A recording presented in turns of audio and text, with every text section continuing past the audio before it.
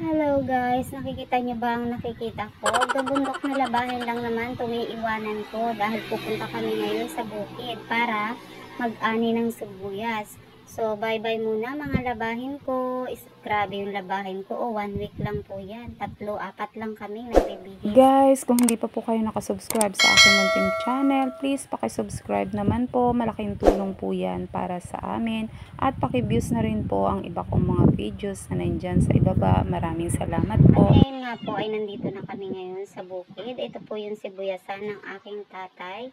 Ayan, at maagang maaga pa rin nagsimula na yung mga taga-bunot. Medyo malayo-layo kasi ang lugar na pinanggalingan nila. Yung iba dyan ay madaling araw pa lang nandyan na sila at nagsimula na silang magbunot. Ito nga po pala yung aking tatay, 75 years old, napakalakas pa. At dahil wala rin pasok ngayon, yan, pati mga chikiting bubot ay kasama na rin sa bukid para magbunot. Napakadali lang naman pong bunutin ang sibuyas na ito guys. O hilah-hilahin mo lang siya na ganyan. Napakalambot lang naman at napakadali lang bunutin. Ayan, ito ako, ang dami ko nang nabunot. Siyempre, sumasideway ako.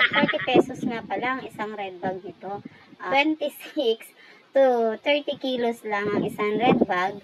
Tapos, ang bayad dito ay 40 pesos. So, makasampung red bag ka sa isang araw, meron ka ng 400 pesos, meron ka libreng sibuyas na iuuwi. O, ayan, di ba? May panggamit ka na. Ito nga, meron ding tanim na mais ang aking tatay at malapit na rin po itong anihin, mga ilang linggo na lang. Ayan. Ito po yung mga tuyo.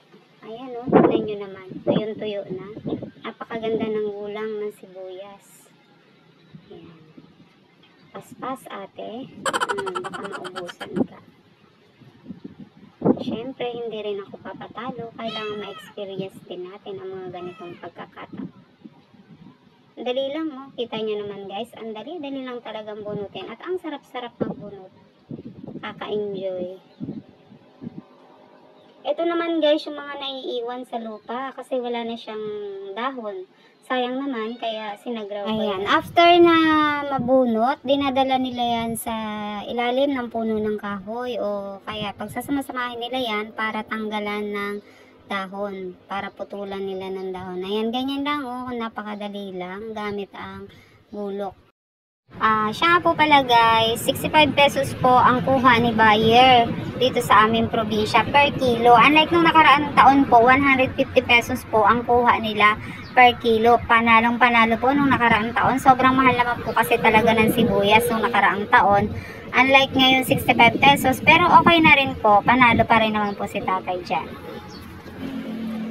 Ayan, sa wakas natapos na rin bunot at putol ng dahon. Hahakutin na natin guys. Iuuwi na ito sa bahay kasi doon sa bahay pipilian naman yan. Ihiwalay yung mga maliliit at malalaki. Dapat same size sila.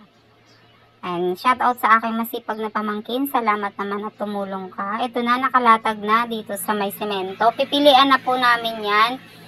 At naubusan din po kami ng red bag. Kailangan po kasi nasa red bag yan. Ito nga po pala yung mga nasa graw ko. Binenta ko yan ha. Naka 640 po ako dyan. Diba? Ayan, inabot na kami ng gabi. Kapipili. Kailangan daw kasi quality. Sabi ng aking pamangkin na yan. Quality daw po para hindi madala si buyer. Ayan, inabot na kami ng gabi dyan. Ito yung aming mga natapos na. Bukas kukunin na po ni buyer yan. So hanggang dito na lang po. Maraming salamat sa panonood.